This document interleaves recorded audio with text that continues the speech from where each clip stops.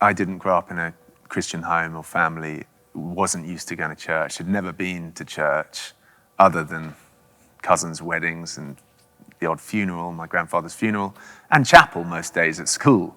But it was just irrelevant. It was just something, okay, we do that, like we'd go to French class and then you move on and forget about it. So God meant nothing to me, and I just didn't think about him. It just got on with life. I had great friends, I had a lot of fun, got involved with stuff that teenagers normally do, played a lot of sport and, poured myself into that. My parents got divorced when I was 9, 10.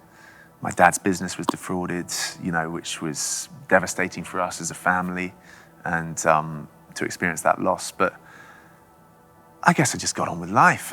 And up until I was 17, 18, I just had no bigger questions about life. But then they all started piling in at once, like, why are we here? Where do we come from?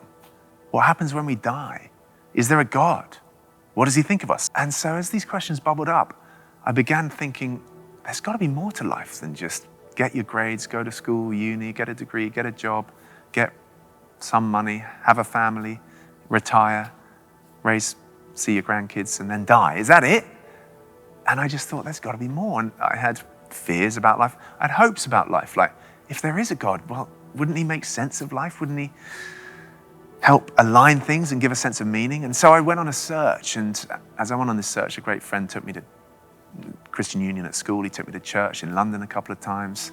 And he eventually took me on this Easter camp where I heard a talk on the third night there. All these teenagers filled with God's love. They were bubbling. They were full of life and light. You could see it in their eyes. And I was like, I don't have that.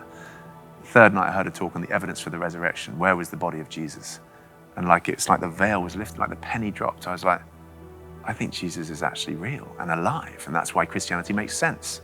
Long story short, I went back to my room that night at midnight. I was lying in my bed in a room by myself. And I prayed a prayer to the ceiling saying, God, I don't know you yet, but I think you're there and I want to.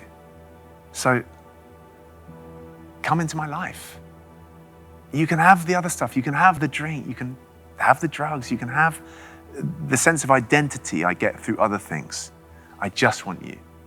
And in that moment, all I can describe it as is it just felt like this wave of love, this sort of electricity filled my being. And I sort of arched up on my heels of my feet and my shoulder blades, just this sort of ecstatic feeling, this liquid love and joy and peace and hope filling me, which I now know is the Holy Spirit coming to live within me and never to leave me.